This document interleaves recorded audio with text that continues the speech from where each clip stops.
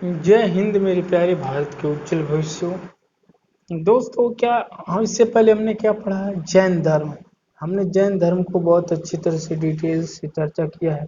हमने कहा कि उत्तर वैदिक काल में जो बुराइयां आएंगी, जो धर्म बुराइयां आ जाएंगी, जैसे कि जानते हैं कि ऋग वैदिक काल में जो वर्ण व्यवस्था थी वो कर्म के आधार पर थी, लेकिन उत्तर वैदिक में आते आते क्या हो जाएगी, वो जन्म के आधार पर हो जाएगी, यानी वर्ण व्यवस्था जन्म के आधार पर हो जाएगी। उसके बाद बुराइयां आएंगी, बुराइयों को दूर करने के लिए दो धर्म आएंगे, जैन धर्म बौद्ध धर्म ने ब्राह्मण ग्रंथों को चुनौती देंगे। उनमें से हम जैन धर्म को बहुत डिटेल एक्सप्लेनेशन के साथ देख चुके हैं, वीडियो पड़ी है, चैनल पर जाके देख सकते हैं। हमने हिस्ट्री को पूरा जीरो लेवल से कवर किया है, जीरो लेवल से पूरा हाई लेवल तक। आल जिस कंपटीशन में हिस्ट्री पूछी जाती है सबके लिए बेनिफिशियल है। तो हमने जैन धर्म का चर्चा किया, बौद्ध धर्म पर बात करेंगे। बौद्ध धर्म क्या होता है? तो बौद्ध धर्म होता क्या, पहले इसको देखेंगे। बौद्ध धर्म क्या होता है? देखिए, बौद्ध धर्म महात्मा बुद्ध का जन्म होता है, उन्होंने बौद्ध धर्म को आगे लेकर के चलते हैं। अच्छा, इनके बारे में थोड़ा जान जाते हैं कि मतलब गौतम बुद्ध क्या, इनका देखिए गौतम बुद्ध का जन्म जो होता है, बुद्ध जी का जन्म ये गौतमी नक्षत्र में होता है, गौतमी नक्षत्र में होता है। जानते हैं गौतम बुद्ध के जन्म के बाद क्या होता है, इनकी मतलब इनके जन्म के 7 दिन बाद इनके माता जी का क्या होता है, निधन हो जाता है। इनके माता जी का निधन होने के बाद इसका लालन पालन यानी पोष पाल के इनको बड़ा खून करती है। तो इनकी मौसी जो होती है, वो मौसी का नाम होता है महाप्रजापति गौतमी। उन्हीं ने इसका लालन पोषण पालन करती हैं। इनके राजा क्या होते हैं, इनके पिताजी एक राजा होते हैं। हैं, तो ये राजसी जीवन ठाट बाट से जीते, इनकी शादी भी होती है। तो आइए इनके बारे में थोड़ा देखते हैं कि मतलब इनके बारे में क्या चीज़ें मतलब बढ़िया। इनके बचपन का नाम क्या था? गौतम बुद्ध के बचपन का नाम सिद्धार्थ था। तो इस सिद्धार्थ जी के बारे में थोड़ा जानते हैं, इनका जीवनी क्या था, ये कब जन्म लिए। ये गौतम बुद्ध जी हैं। गौतम बुद्ध का अन्य नाम देखिए, गौतम बुद्ध महात्मा बुद्ध यानी गौतम, यही सिद्धार्थ का अन्य नाम। ज्ञान प्राप्ति के बाद ये महात्मा बुद्ध कहलाए हैं। ज्ञान प्राप्ति कब हुई? अच्छा, इनकी माता का नाम क्या था? महामाया। कौशल क्या थी? कौशल राज्य की, ये कौशल को पोलिय लिखा है, मतलब ये भी महारानी थी, एक राजा की पुत्री थी। माता का नाम महामाया था। पिता सुशोधन शाक्य गणराज्य के भी राजा थे। हैं, सुशोधन के पिता का नाम है। अच्छा, इनका जन्म कब होता है? इनका जन्म होता है 563 ईसा पूर्व में जन्म होता है। लुम्बिनी इस समय नेपाल में पड़ेगा। आप देखेंगे तो गोरखपुर से बहुत दूरी नहीं है लुम्बिनी की, लेकिन ये वर्तमान में तो नेपाल हुआ ही नहीं करता था। भारत और भारत का खुली सीमा थी, मतलब भारत नेपाल देखेंगे, ईरान से लेकर कंबोडिया तक अवशेष मिलते हैं अशोका पीरियड में। यहाँ तक भारत का ही साम्राज्य था। तो अशोका पीरियड को हम अखंड भारत का सपना कहते थे। अखंड भारत में तो वो पूरा आ जाएगा, ईरान से लेकर कंबोडिया तक। लेकिन लुम्बिनी क्या है वर्तमान में, जानिए लुम्बिनी क्या है, नेपाल में है। अच्छा, इनका लालन पालन जैसे कि मैंने बताया, गौतमी प्रजापति इनकी मौसी थी, उन्होंने किया। माता इनको जन्म लेते ही वो गौतम बुद्ध के 7 दिन के बाद इनकी माता जी का निधन हो जाता है। इनका विवाह 16 वर्ष की अवस्था में इनकी शादी ब्याह कर दिया जाता है। इसी कारण तो ये वैराग प्राप्ति के बाद इनके बच्चे पैदा हो गए थे। उनका नाम राहुल था, भी आएगा इसमें शायद। देखिए राहुल, इनके पुत्र का नाम राहुल है। अच्छा, पत्नी यशोधरा। देखिए अभी कन्फ्यूजन होता है, एकदम कन्फ्यूजन आपको यहाँ होता है कि महावीर स्वामी की पत्नी के नाम यशोदा है, लेकिन गौतम बुद्ध की यशोधरा है। यश होने के बाद बहुत सारी अक्षर इसमें मिल रहे हैं, तो कंफ्यूजन हो जाता है। यशोधरा यानी गौतम बुद्ध की पत्नी का यशोधरा, धरा, यशोधरा, धरा की धरा रह जाएंगे संन्यास के बाद। और उसमें जैन जो महावीर स्वामी जैन धर्म के 24वें तीर्थकार महावीर स्वामी जो वास्तविक संस्थापक माना जाए जैन धर्म के, उनकी पत्नी का नाम यशोदा है, लेकिन इनकी पत्नी का नाम यशोधरा है। जोड़ दे के बता रहे हैं, याद करिए, कन्फ्यूजन क्रिएट करता है एग्जाम हॉल में। अब यहाँ ध्यान नहीं दे रहेंगे तो एग्जाम में जाके गलती कर देंगे। यहाँ क्या है? यशोधरा। गौतम बुद्ध की पत्नी क्या है? यशोधरा। गौतम बुद्ध की पत्नी क्या है? यशोधरा। लेकिन महावीर स्वामी की पत्नी का नाम क्या है? यशोदा। यशोदा मैया को याद कर लीजिए, याद हो जाएंगे। अच्छा, और इनके पुत्र का नाम होता है राहुल, ठीक ना। अच्छा, गृह त्याग 29 वर्ष की अवस्था में यह घर त्याग देते हैं, घर द्वार त्याग करके सन्यास की भावना जागृत होती है। कैसे कैसे जो एक घर के रात्रि को जाते हैं और घर से निकलते चिन्ना को लेके जाते हैं, जो इनके सारथी होता है, जाते हैं देखते हैं तरह तरह के। जब रात्रि को निकलेंगे तो कैसे अजीब अजीब ये चीज दिखेंगे, मतलब देखेंगे ऋषि मुनि तपस्या कर रहे हैं, किसी बुजुर्ग को फूकने के लिए ले जा रहे हैं, तो ये दिन में गए होंगे, देख दाख के आए होंगे। ये तो बहुत दुनिया बहुत विकट है, एक दिन सबको बूढ़ा होना पड़ेगा, सबको ऐसे मर के जाना पड़ेगा। सन्यासी क्यों इतना खुशहाल दिख रहा है, वो क्या कर रहा है।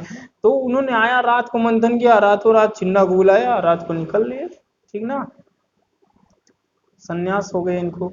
अच्छा, ज्ञान प्राप्ति, जब ज्ञान, देखिए अब देखिए कितने वर्ष तपस्या किए, 29 वर्ष की अवस्था में गृह त्याग देते हैं, यानी घर को त्याग देते हैं, और 35 वर्ष की अवस्था में ज्ञान की प्राप्ति हो जाती है। तो 29 से अगर काउंट करें, 29 30 यानी 2 27 7वें वर्ष में इनको ज्ञान की प्राप्ति हो जाती है, ठीक ना गौतम बुद्ध।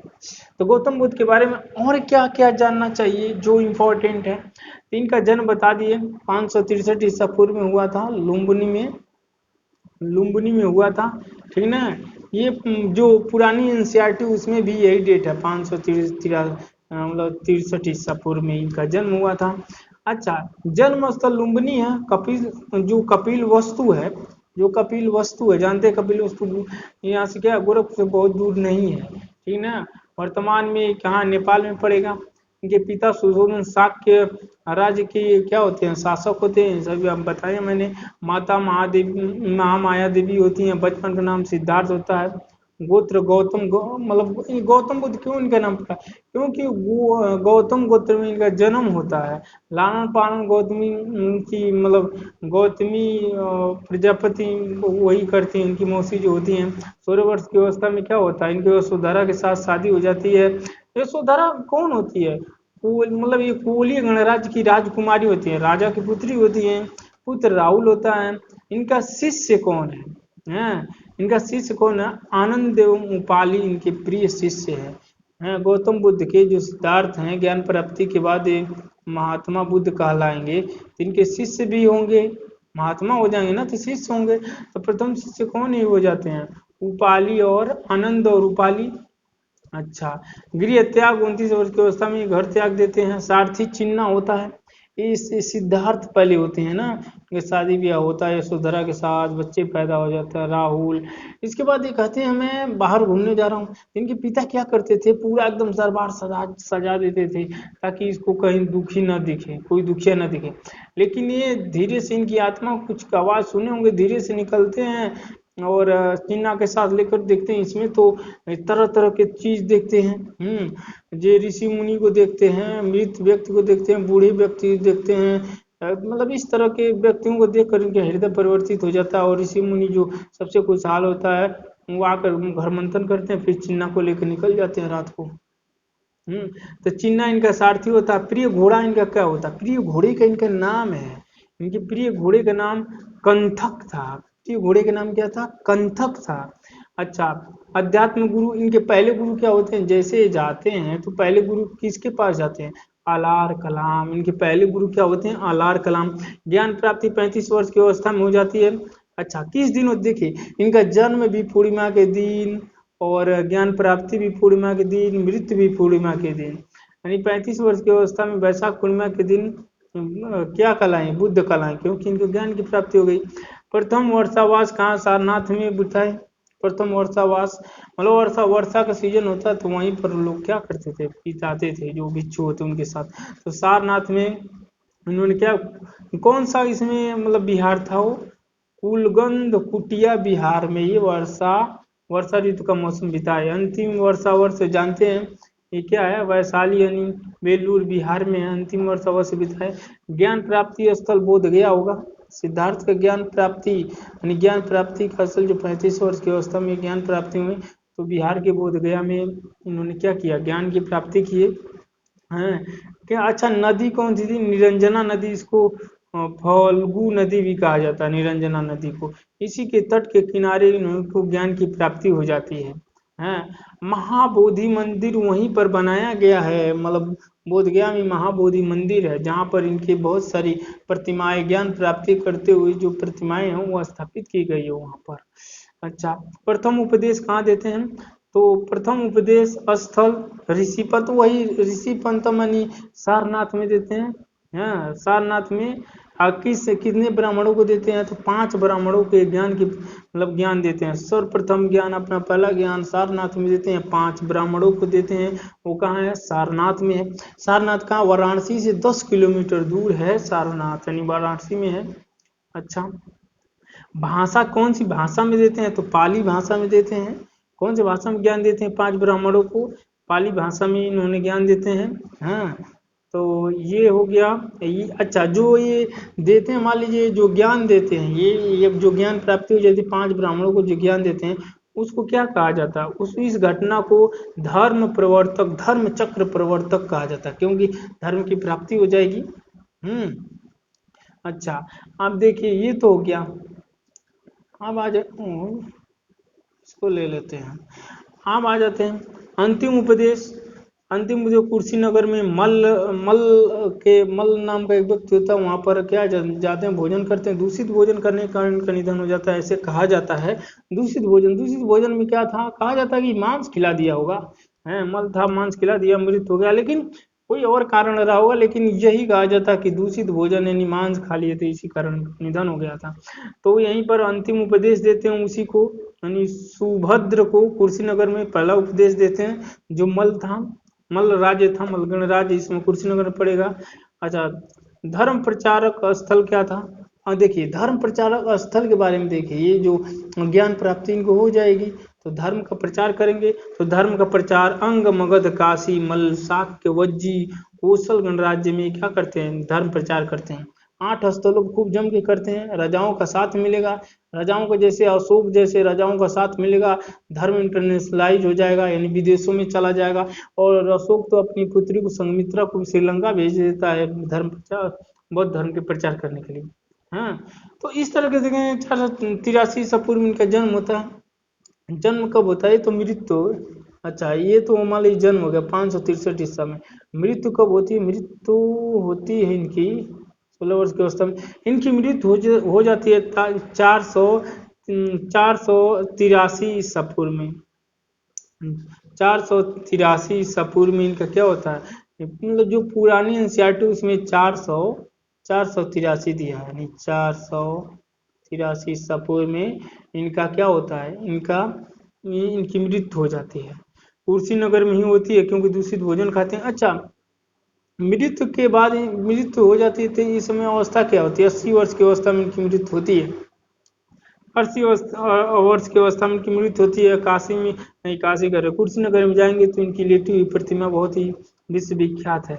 हाँ, वैशाख पूर्णिमा के दिन निधन होता है और स्थल कुर्सीनगर में है, जो उत्तर प्रदेश में गोरखपुर के समीप है, उत्तर प्रदेश राज्य में पड़ता है। और कसियां जो होता है ना, कसियां गांव में ही वहाँ पर निर्माण हो गई थी, मतलब मृत्यु के बाद वहाँ पर निर्माण की प्राप्ति हो गई थी। तो कुर्सीनगर में कसिया गांव है, उसी में ही है। अच्छा, विशेष क्या है? महात्मा बुद्ध का जन्म, ज्ञान प्राप्ति और महापरिनिर्वाण तीनों वैशाख पूर्णिमा के दिन ही होता है। देखिए, इनका जन्म और ज्ञान प्राप्ति और मृत्यु तीनों वैशाख पूर्णिमा के दिन ही होता है। इसलिए इसे वैशाख पूर्णिमा को बुद्ध पूर्णिमा के नाम से जाना जाता है। इसीलिए वैशाख पूर्णिमा को बुद्ध पूर्णिमा के नाम से जाना जाता है। तो बुद्ध के बारे में इतनी सारी जानकारियां रही। अच्छा, एक इंटरेस्टिंग बात ये होती है कि जब भारत अपना परमाणु परीक्षण करता है 1974 में, 18 मई 1974 का, भारत के किस, मतलब भारत के कौन सा युवा होगा जिसको इस डेट याद नहीं होगा? 18 मई 1974 का दिन, जब भारत ने अपना पहला परमाणु परीक्षण करके दुनिया को दहला दिया, यानी पहला परमाणु परीक्षण करके दुनिया को सदमे में डाल दिया। दुनिया भौचक्की रह गई, आश्चर्यचकित रह गई। अमेरिका जैसा देश जो सैटेलाइट से भारत का चौबीसों घंटा निगरानी कर रहा था, किस तरह रेत में छिपा कर रात रात का परीक्षण करके अंजोरिया के जब अंधेरा होता अंजोरिया उगती थी, जिस अंधेरा होता उसी में अपना काम करके फिर छिप जाते थे, फिर करते थे। इतना रिहर्सल करने के बाद हम 18 मई 1974 को अपना पहला परमाणु परीक्षण करते हैं। राजस्थान के पोखरण में भारत का प्रथम सफल परमाणु परीक्षण होता है। उसका नाम क्या? वो भी परीक्षण बुद्ध पूर्णिमा के दिन ही हुआ था। देखो वो भी क्या होता, बुद्ध जी का जन्म वैशाख पूर्णिमा के दिन, बुद्ध जी के ज्ञान की प्राप्ति वैशाख पूर्णिमा के दिन, मृत्यु वैशाख पूर्णिमा के दिन। भारत का 18 मई 1974 को पहला परमाणु परीक्षण वैशाख पूर्णिमा के दिन होता है, मतलब वो बुद्ध पूर्णिमा के दिन होता है। अच्छा, बुद्धा स्माइलिंग, इस मिशन का नाम बुद्धा स्माइलिंग के अंतर्गत किया गया, यानी बुद्धा स्माइल, यानी बुद्धा स्माइल कर रहा है। परमाणु परीक्षण हुआ ना 18 मई 1974 को, कर बुद्धा स्माइल कर रहे हैं, यानी भारत में बुद्धा जी स्माइल कर रहे हैं। तो ये बहुत ही इंटरेस्टिंग देखने वाली है जो हमने स्माइलिंग बुद्धा का यूज कितना बढ़िया से किया। बुद्ध के सर्वाधिक उपदेश कौशल गणराज्य की राजधानी श्रावस्ती में दिए गए, क्योंकि श्रावस्ती इनके पिताजी के नगरी था, तो सबसे ज्यादा वहीं पर दिए, श्रावस्ती में इन्होंने सबसे ज्यादा दिए थे। ठीक है।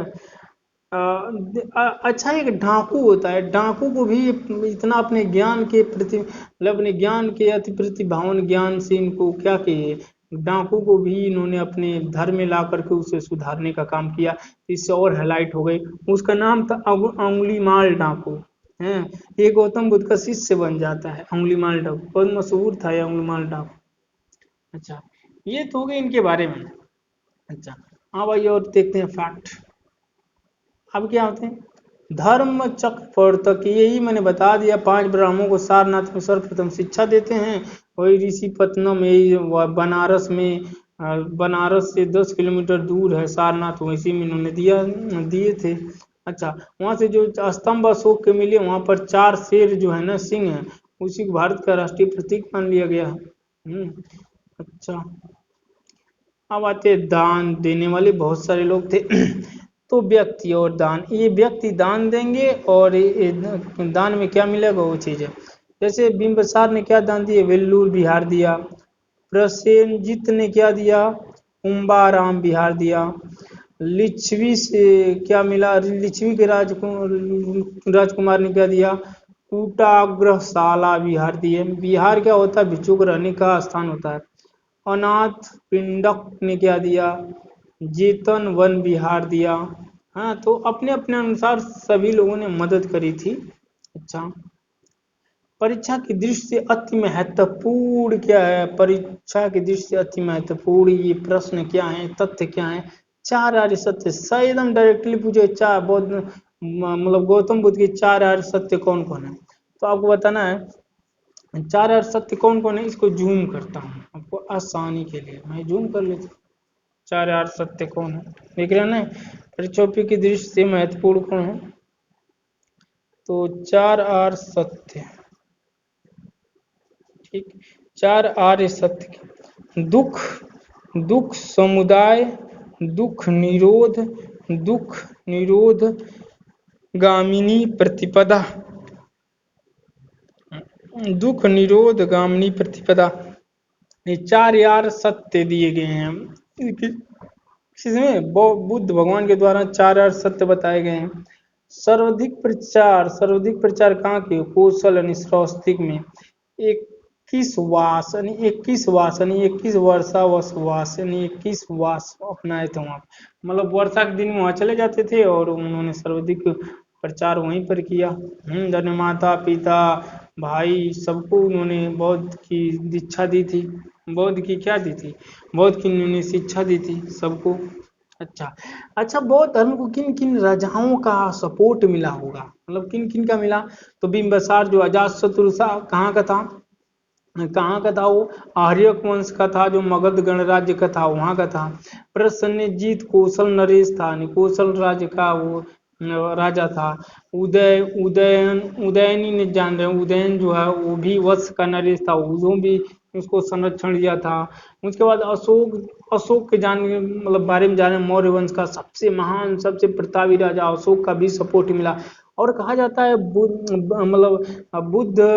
जो बौद्ध धर्म होता है, सबसे ज्यादा अशोक ने इसको इंटरनेशनलाइज करने का, विदेशों में प्रचार करने का श्रेय जाता है अशोक को। अशोक ने बहुत ही भूमिका निभाई थी इसमें।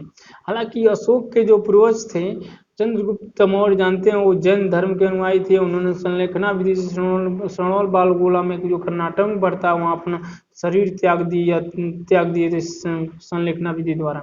अच्छा, अब यहाँ आते हैं, सबसे देखिए 3 बड़े राजाओं का सपोर्ट मिलता है बौद्ध धर्म को। मिलता तो बहुत है, लगभग 8 राजाओं का, बहुत बड़े बड़े राजाओं को मिलता है, लेकिन इसमें सबसे बड़े राजाओं में पहले आते हैं अशोक, दूसरे पाते हैं कनिष्क, और तीसरे पाते हैं हर्षवर्धन।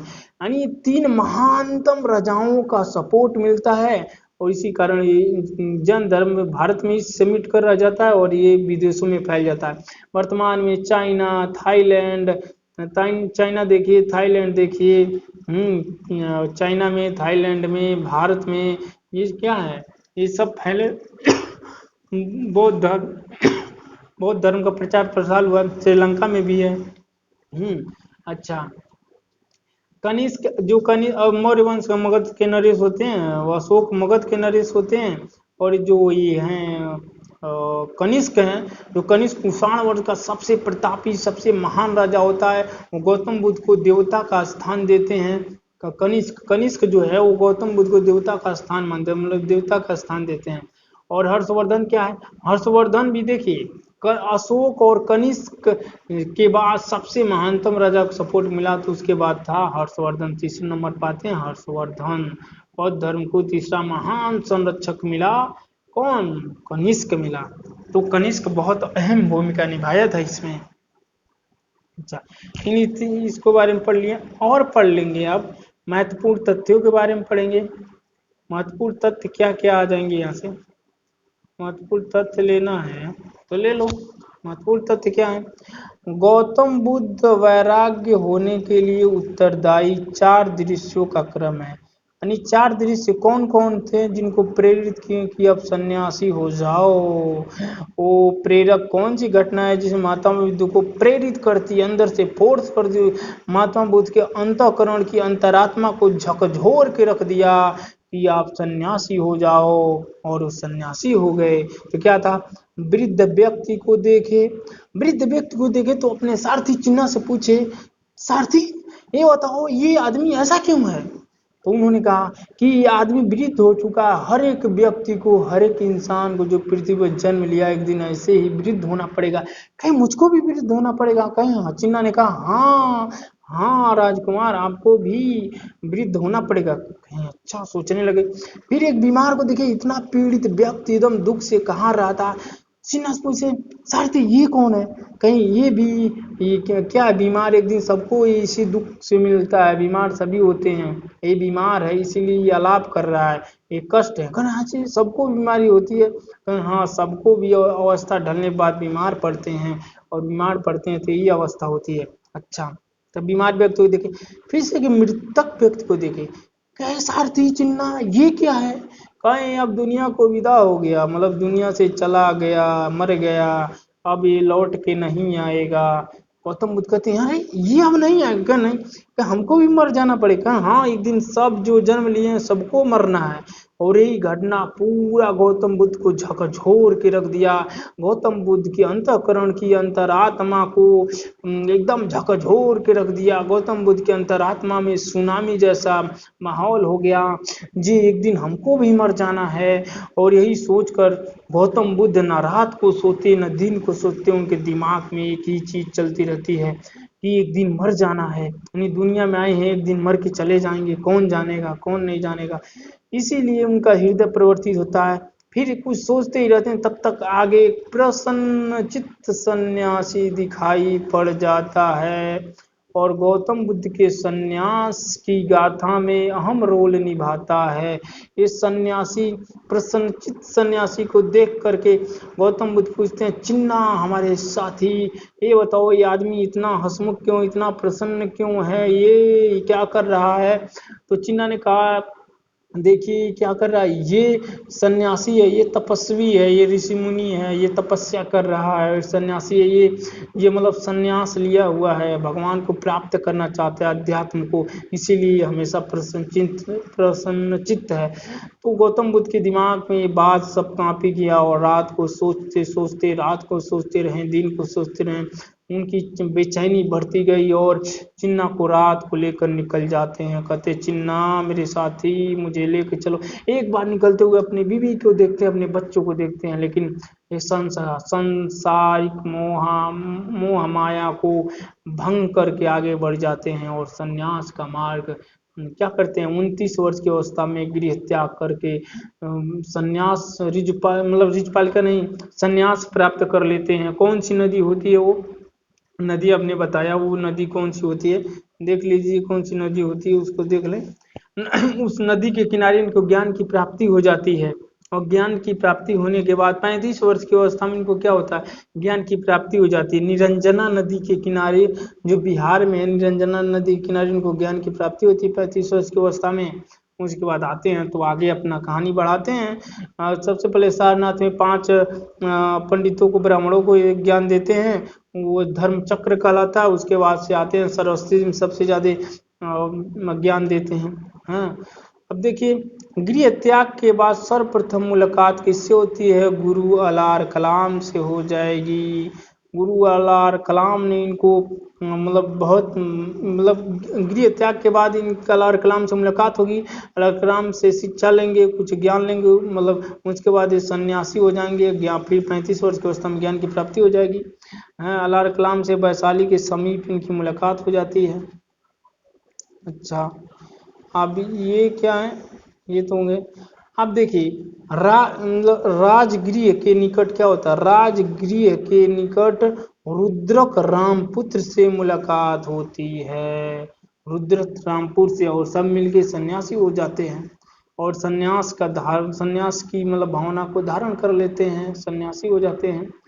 अच्छा, महात्मा बुद्ध से तो मैंने बताया, महात्मा बुद्ध स्माइलिंग बुद्धा 8 मई 1974 का दिन भारतीयों को गर्व करने का दिन है और दुनिया को सदमे में जाने का दिन है, जब पोखरण से परमाणु परीक्षण स्माइलिंग बुद्धा, अरे परमाणु परीक्षण हो रहा था, कहना बुद्धा स्माइलिंग कर रहे हैं। तो ये है, जान गए महात्मा बुद्ध के बारे में क्या। सर्वाधिक उपचार सरस्वती में दिए, 21 वर्ष तक रहे वर्षा वन में, 21 वर्ष मतलब 21 साल तक जो वर्षा का वन होता है उसमें आके बिताते थे। 4 सत्य के बारे में महात्मा बुद्ध ने दिए, दुख और दुख समुदाय, दुख निरोध गामिनी प्रतिपदा, ठीक है ना। अच्छा, हम महात्मा बुद्ध और क्या कहते हैं, महात्मा बुद्ध जी कहते हैं कि महापरिनिर्वाण कहाँ कुर्सीनगर में होता है, कुर्सीनगर में 80 वर्ष की अवस्था में शरीर त्याग देते हैं। शरीर त्यागते हैं क्यों हैं, क्योंकि बताया ना मैंने पीछे जो क्या हुआ, इन्होंने मांस वाला भोजन खा लिया, मतलब अपविष्ट भोजन खाने के कारण मल्ल गणराज्य में इनका क्या होता है, वहीं निधन होता है। निधन होने से पहले वहीं के जो होते हैं उन्हीं को क्या कहते हैं, उन्हीं को अंतिम शिक्षा उपदेश देते हैं और हमेशा के लिए विदा हो जाते हैं। वहीं देखिए हमेशा कुर्सीनगर में इनका लेटी हुई प्रतिमाएं बनी हुई है, कभी जाना कुर्सीनगर में तो देखना। हाँ, तो वो आपको मिलेगा, कस्या गांव है वो, कस्या गांव में ये चीजें हैं, गांव में कुर्सीनगर के गांव है कस्या, उसी में है। अच्छा, 463, 463 नहीं है, 483 है। 483 ईसा पूर्व में क्या होता है, महात्मा बुद्ध का निधन हो जाता है। अच्छा, अंतिम समय देखिए, अंतिम समय वर्षा ऋतु वैशाली में बिताते हैं। पावा पावा में चुंद ने सूकर मदौ खिलाया। सूकर मदौ ये क्या होता है, यही ने खिलाकर मार डाला इनको। सूकर मदौ मतलब इसका ये नहीं था मारने का पर्पज, लेकिन ऐसा माना जाता है ये अपविष्ट भोजन है, खाने के बाद इनका निधन हो गया। सूकर मद्दव खिलाया और कुर्सीनगर में सुभद्र को अंतिम उपदेश दे करके क्या हो गए, वो वहां पर निर्वाण को प्राप्त हो गए। अच्छा, अब आते हैं परीक्षा की दृष्टि से अति महत्वपूर्ण प्रश्न, पहले ये देखता हूँ। अष्टांगिक मार्ग क्या है इनके? अष्टांगिक मार्ग तो इन्होंने सील में एक है। सील क्या होता है? जो उपदेश होता है, शिक्षार्थी होता है, मतलब कौन कौन से रूल बनाए। तो 5 जो है, 5 जो सील बनाए वो गृहस्थ आश्रम के लिए, और 10 बनाए किसके लिए? भिक्षुणियों के लिए 10 बनाए उन्होंने। भिक्षुणियों के लिए कितने बनाए? 10 बना दिए। अच्छा, आप देखेंगे कि दो सुभक्ष है, वो कुर्सीनगर का निवासी था, बुद्ध का अंतिम शिष्य बना और अंतिम उपदेश उन्होंने प्राप्त किया। अच्छा, प्रज्ञा क्या है? इसको ऊपर कर लेता हूँ थोड़ा। प्रज्ञा क्या है? सम्यक दृष्टि, सम्यक वाक, सम्यक संकल्प। यानी सम्यक दृष्टि बहुत एकाग्रित होनी चाहिए, सम्यक संकल्प, सम्यक वाक, और सील जो 5 सील गृहस्थ के लिए, 10 सील भिक्षुण के लिए दिए गए हैं। सम्यक कर्मात, सम्यक व्यायाम, सम्यक आजीव, और समाधि क्या थी? समाधि का मतलब सम्यक स्मृति और सम्यक समाधि। यही क्या थी? इनका अष्टांगिक मार्ग के ये रूल थे। बुद्ध जी के अष्टांगिक मार्ग के क्या थे? ये रूल थे। अब आते हैं, अब आ जाते हैं हम यहाँ। परीक्षा की दृष्टि से अति महत्वपूर्ण है ज्ञान प्राप्ति। क्या है? 35 वर्ष की अवस्था में वैशाख पूर्णिमा के दिन रात्रि को पीपल वृक्ष के नीचे ज्ञान की प्राप्ति हो जाती। कभी कभी पूछ देता किस वृक्ष के नीचे? पीपल वृक्ष के नीचे ज्ञान की प्राप्ति होती है इनको। अच्छा, अब आते हैं, परीक्षा की दृष्टि से अति महत्वपूर्ण है ये। ठीक है, परीक्षा की दृष्टि से अति महत्वपूर्ण है। इसको जूम कर लेता हूँ थोड़ा, जूम तो ही है। ठीक है, परीक्षा की दृष्टि से अति महत्वपूर्ण क्वेश्चनों को हम पढ़ रहे हैं। बौद्ध धर्म के अनुयायी 2 वर्गों में बट गए। 2 वर्गों में क्या है? भिक्षु तथा भिक्षुड़ी, भिक्षु या भिक्षुड़ी तथा उपासक, एक उपासिकाएं। उपासक और उपासिकाएं 2 वर्गों में बट गए। एशिया के ज्योति पुंज के नाम से जाना जाता है गौतम बुद्ध को। एशिया के मतलब लाइक ऑफ एशिया के नाम से गौतम बुद्ध को जाना जाता है।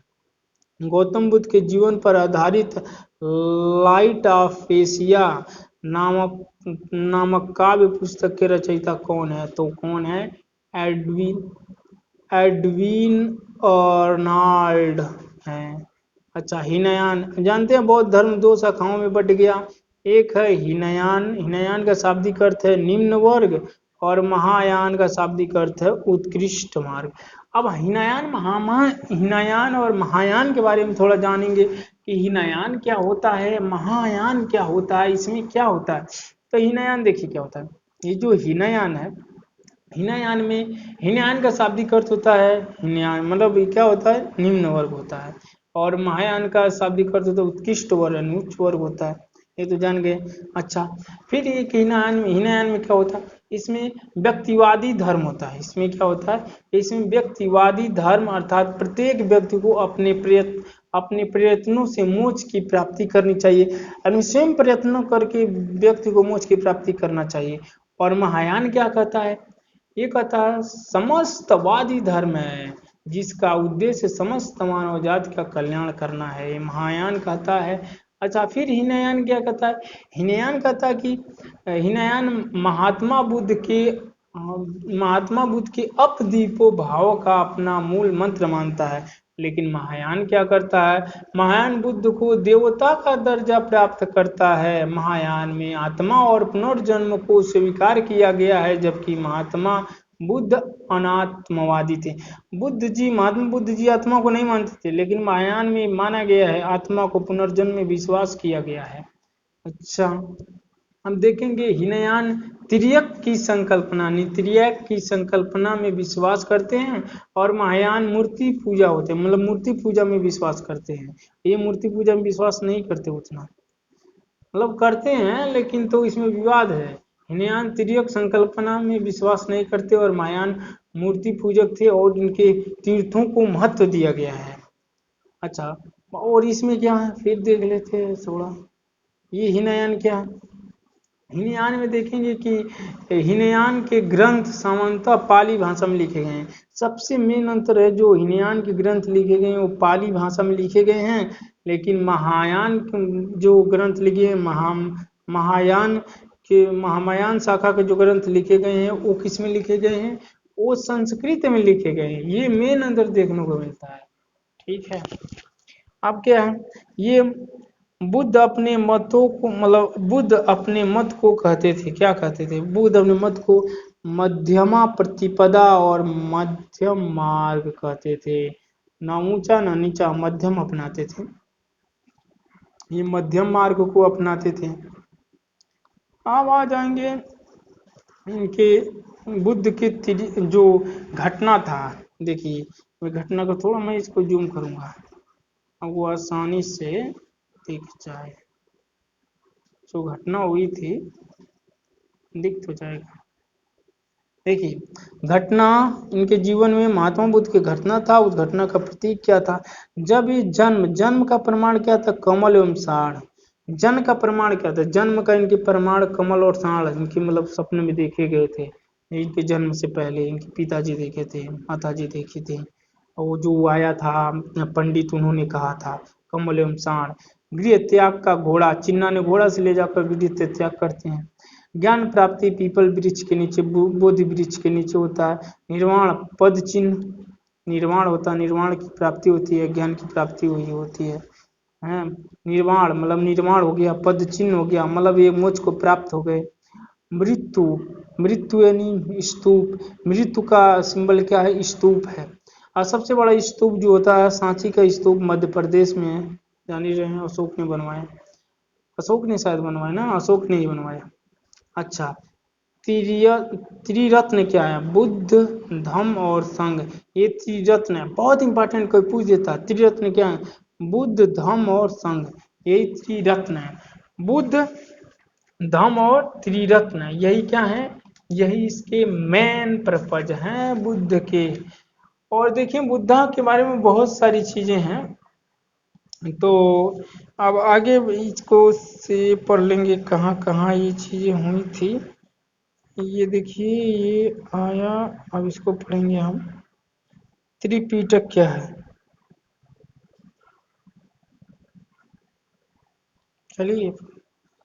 त्रिपिटक नेपाली भाषा में लिखा गया त्रिपिटक है। हाँ, विनय पिटक, त्रिपिटक में विनय पिटक, सूत पिटक और अभिधम पिटक तीन आते हैं। विनय पिटक पाली भाषा में लिखा जाएगा, इसमें तीन पिटक, विनय पिटक, सूत पिटक और अभिधम पिटक है। अच्छा, विनय पिटक में क्या है, तो विनय पिटक में संघ संबंधी नियम है, जो संघ बनेगा, गौतम बुद्ध ने जो संघ बनाया था उसमें नियम रूल क्या चलेंगे, वो विनय पिटक में है। अच्छा, और फिर क्या है, और जो इसमें सूत पिटक में बुद्ध के उपदेशों का संग्रह, यानी बुद्ध ने जो उपदेश दिए वो सूत पिटक में इसका संग्रह है। अभिधम पिटक में क्या है, अभिधम पिटक में दार्शनिक सिद्धांत है, अभिधम पिटक में दार्शनिक क्या है, सिद्धांत है। तो इस चीज को आप जानिए। अब आते हैं शिक्षा का केंद्र क्या रहा, इंपॉर्टेंट है। शिक्षा का केंद्र यानी बौद्ध शिक्षा का केंद्र क्या रहा, नालंदा। नालंदा को बनवाया किसने, कुमारगुप्त ने बनवाया। ये बौद्ध धर्म शिक्षा का केंद्र रहा। नालंदा बनवाया किसने, कुमारगुप्त ने बनाया। सबसे बड़ा, दुनिया की सबसे बड़ा उस समय यूनिवर्सिटी लाइब्रेरी हुआ करती थी, लेकिन मुस्लिम आक्रमणकारियों ने इसमें आग लगाकर जला दिया था। नालंदा विश्वविद्यालय। फिर तक्षशिला हुआ करता था, तक्षशिला को भी जो चाणक्य के समय में हुआ करता था उसको भी मुस्लिम आक्रमणकारियों ने, मतलब मुस्लिम आक्रमणकारी ने नहीं, बाद में आकर मुस्लिम आक्रमणकारियों ने जलाया, जब चाणक्य का और चंद्रगुप्त मौर्य नहीं थे उसके बाद आके जलाए, क्योंकि उस समय तो मुस्लिम आक्रमण हुआ ही नहीं था। उस समय सिकंदर आया, फिर आक्रमण, पोरस नदी पे युद्ध लड़ा, फिर चला गया। आगे पढ़ेंगे इसका डिटेल।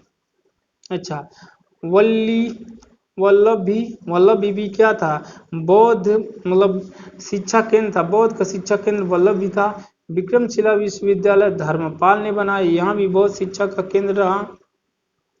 अच्छा, अब आते हैं शब्द और अर्थ। चैत्य क्या होता है, ये शब्द देखिए, अर्थ देखिए। जैसे चैत्य क्या होता है, तो महापुरुषों के धातु अवशेष सुरक्षित रखने वाला समाधि था।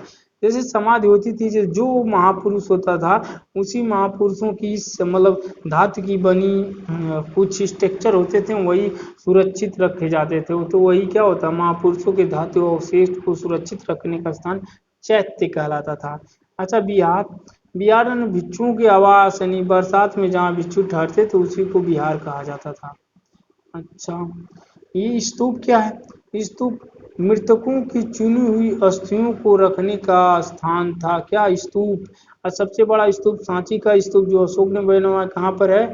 ये मध्य प्रदेश में है, जो बुद्ध की अस्थियों को इसमें संरक्षित रखा गया है, वहाँ भी रखा गया है। मतलब बुद्ध भिक्षुओं के वहाँ भी अवशेष रखे गए हैं। ठीक है, अब आते हैं, पढ़ते हैं जो बौद्ध संगति हुई थी।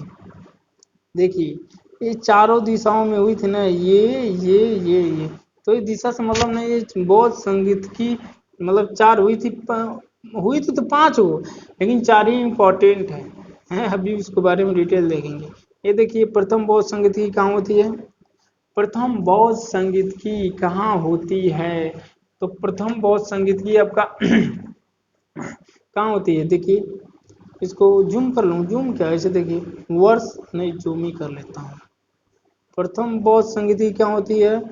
483 ईसा पूर्व में, यानी गौतम बुद्ध की मृत्यु के समय, मतलब मृत्यु के बाद 463 ईसा पूर्व में उनकी मृत्यु के बाद होता है। स्थान राजगिरी सप्तपड़ी गुफा। अध्यक्ष कौन होते हैं? महाकश्यप, यानी महाकश्यप इसके क्या होते हैं?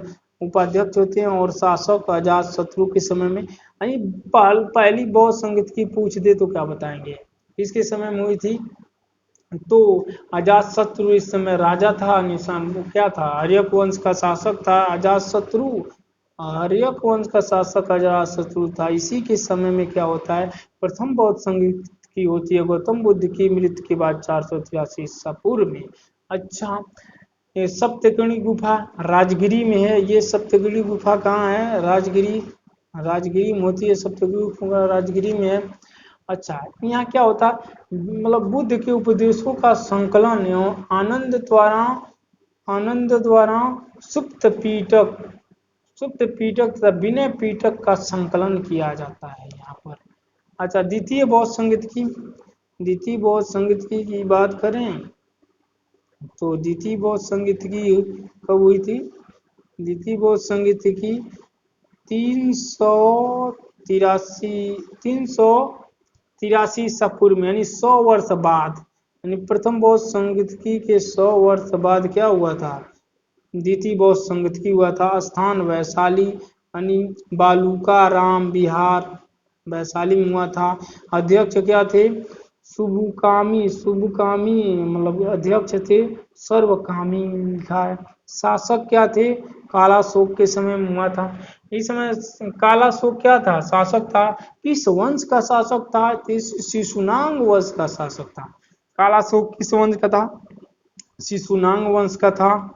अच्छा, इसी में देखेंगे कि बौद्ध भिक्षुओं में मतभेद के कारण बौद्ध संघ में विभाजन हो जाएगा। स्थावीर और महा स्थविर में एक बट जाएंगे, एक महासंघिक में बट जाएंगे, महासांघिक में बट जाएंगे। अच्छा, ये तो हो गया। अब तीसरा कहाँ हुआ था? तो तीसरा देखिए क्या हुआ था। ये तीसरा बौद्ध संगीत की है। तीसरा हुआ था वर्ष मतलब 247 ईसा पूर्व में हुआ था। स्थान पाटलिपुत्र में हुआ था। अध्यक्ष कौन थे? मोगलीपुत्र तीस थे। अशोक के शासनकाल में हुआ था। अशोक सबसे महान और प्रतापी राजा अशोक ही तो थे। अशोक के शासनकाल में पाटलिपुत्र, जो पटना है वर्तमान में बिहार की राजधानी, वहीं पर हुआ था। हाँ, अब देखिए, कहीं कहीं ये पुरानी एनसीईआरटी की बात करेंगे ना, तो ये देखिए, पुरानी एनसीईआरटी 50 देगा। ये 250 मानेगा, ये 250 में हुआ था। लेकिन और जो लेटेस्ट शोध पे आ रही है उसमें लिखा था 200 मतलब 247 ईसा पूर्व में हुआ था, जो अशोक के शासनकाल में हुआ था। तो इसमें विवाद है, लेकिन यही सबसे सटीक मारेंगे 247। पूरा जब दोनों ऑप्शन में रहेगा तो इसको मारेंगे, अगर एक ऑप्शन में रहेगा ये नहीं रहेगा तो 250 पे जा सकते हैं। ठीक है, अब देखिए ये मौर्य जानते हैं, मौर्य मौर्य वंश का सबसे महानतम राजा हुआ अशोक है। इसी के क्या थे, इसी के पूर्वज थे चंद्रगुप्त मौर्य, जो मौर्य वंश की स्थापना करते हैं, चाणक्य उनके गुरु होते हैं। अशोक ने क्या किया, कलिंग, अशोक के बारे में जानेंगे कि इन्होंने कलिंग युद्ध लड़ा था, उसी में हृदय परिवर्तित होने के कारण हथियार को डाल दिया था और बौद्ध धर्म को अपना लिया था। अच्छा, चतुर्थ बौद्ध संगीत की कहाँ हुई थी, तो चतुर्थ बौद्ध संगीत की जो हुई थी, चतुर्थ बौद्ध संगीत की ईसा की प्रथम शताब्दी में हुई थी, स्थान कुल्डन वन कश्मीर में हुआ था। अध्यक्ष वसुमित्र थे, उपाध्यक्ष अश्वघोष थे। पहले उपाध्यक्ष मिलेंगे, बाकी किसी में उपाध्यक्ष नहीं होते थे। इसमें ईसा ईसवी आ जाएगा ना, तो उपाध्यक्ष अश्वघोष हो जाएंगे। और शासक कनिष्क, कुषाण वंश का सबसे प्रतापी राजा कनिष्क है, हैं। तो कनिष्क के समय में चौथी बौद्ध संगीत की होती है। और एक होती है बौद्ध संगीत, पांचवी बौद्ध संगीत की बात करें तो पांचवी कहाँ हुई थी, पांचवी 7वीं शताब्दी में हुई थी, कन्नौज जो उत्तर प्रदेश में वेनसांग के शासनकाल में हुई थी। मतलब वेनसांग उसके अध्यक्ष थे। और हर्षवर्धन, हर्षवर्धन भी एक महान प्रतापी राजा था। हर्षवर्धन यानी पुष्यभूति वंश का सबसे प्रतापी राजा था। और इसी में बौद्ध धर्म क्या बट गया, महायान, मतलब महायान। देखिए अभी देखेंगे जो कनिष्क के शासनकाल में चौथी बौद्ध संगीत की हो रही है, इसी में महायान और क्या हिनायान में बट जाएगा। यानी चौथी बौद्ध संगीत की आते आते बौद्ध धर्म दो मतलब दो भागों में विभाजित हो जाएगा, एक महायान एक हिनायान। महायान हिनायान में चौथी बौद्ध संगति में बट जाएगा। आज चौथी बौद्ध संगति होती कब है, 72 ईस्वी में होती है, समझ लेना ईस्वी है बहुत। और इसी में महायान और हिनायान दो है ना, 72 में दो है तो समझना महायान हिनायान दो में बट जाती है। देखिए ये है 72 यानी 72, यानी 72 ईस्वी में हुआ था। तो ये जो 2 है तो समझ लेना एक महायान हो जाएगा एक हिनयान हो जाएगा, यानी दो में बट जाएगा। हाँ उसमें मतलब कि इसमें कुषाण वंश का सबसे प्रतापी राजा कनिष्क के शासन में बौद्ध धर्म दो भागों में डिवाइड हो जाएगा, हिनयान और महायान। अच्छा, अब होती है एक पांचवी बौद्ध, मतलब पांचवी बौद्ध संगीत की होती है, इसके बारे में जानेंगे। पांचवी जो होती है कब होती है, 7वीं शताब्दी में होती है पांचवी बौद्ध संगीत की। कन्नौज जो उत्तर प्रदेश में है, वेनसांग उसके उपाध्यक्ष होते हैं, मतलब अध्यक्ष वेनसांग होते हैं। हर्षवर्धन जो पुष्यभूति वंश का सबसे प्रतापी राजा हर्षवर्धन इसी के शासनकाल में होती है। ये जो होता है हर्षवर्धन, ये महायान मत का, मतलब महायान मत की सर्वश्रेष्ठ सिद्धि मतलब इसी में हुई थी। महायान शाखा को ही बढ़ावा दिया था कौन, वेनसांग मतलब हर्षवर्धन ने। तो इस तरह बौद्ध धर्म को हमने समाप्त कर लिया, जैन धर्म को समाप्त कर लिया। अब आगे क्या पढ़ेंगे, अब आगे आ जाएंगे सनातन धर्म के बारे में पढ़ेंगे। और इसमें क्या पढ़ेंगे, कहते भागवत गीता के बारे में थोड़ी जानकारी लेंगे। उसके बाद से शैव धर्म क्या होता है, भागवत धर्म क्या होता है, विष्णु के 10 अवतार के बारे में जानेंगे। देखेंगे कि महात्मा बुद्ध को किस तरह नवा अवतार मान लिया जाएगा, विष्णु का नवा अवतार। विष्णु के 10 अवतार बताए जाते हैं, जिसमें 10 अवतार में नवा अवतार महात्मा बुद्ध को मान लिया जाएगा, यानी बुद्ध को भी सनातन धर्म में लपेट लिया जाएगा। सीधी सीधी कहिए ना, है। तो फिर मिलते हैं आगे, अब तो कुछ बचा नहीं इसमें, सब लोगों ने हम लोगों ने डिस्कस कर लिया। जे गर्भ में महात्मा बुद्ध थे तो उसका क्या प्रतीक था, महात्मा बुद्ध में गर्भ में रहते तो उसका प्रतीक हाथी है, जन्म जान ही रहे जन्म कमल है। तो इस तरह से आप इनके बारे में बहुत अच्छी तरह जान लिया। अंगुलीमाल डाकू कभी पूछ लेगा कि कौन सा ऐसा डाकू था जो महात्मा बुद्ध ने वो अपनी मतलब अपने शिष्य बनाए थे और उसको बौद्ध का शिक्षा दिए थे, वो कौन था, अग्निमाल डाकू था। बहुत ही खतरनाक डाकू था, इसको सुधारने का काम किए उन्होंने। इनका अंगद जो था सबसे प्रिय, इनका अंगद जो शिष्य था सबसे प्रिय शिष्य था, बुद्ध का निजी शरीर परिचालक एवं बुद्ध का परम मित्र शिष्य। बुद्ध के अधिकांश उपदेश आनंद को संबोधित, यानी जितने बुद्ध के सर्वाधिक जितने उपदेश हैं उसमें आनंद को इन्होंने संबोधित किया है। सबसे बड़े योगदान स्त्रियों को संघ में मिलाने की जो कार्य किया था उन्होंने आनंद ही, इनके प्रिय शिष्य आनंद ने ही किया था। जीवक क्या था? जीवक जीवक राजगिरी की गणिका सालवती का पुत्र था। इन्होंने भी बहुत बड़ा रोल इसमें निभाने की कोशिश की थी। हैं नंद जो है गौतम बुद्ध का सौतेला भाई था, इसको भी इन्होंने बहुत भिक्षा दिया था। ठीक है, जय हिंद। मिलते हैं अगली वीडियो में। जय हिंद।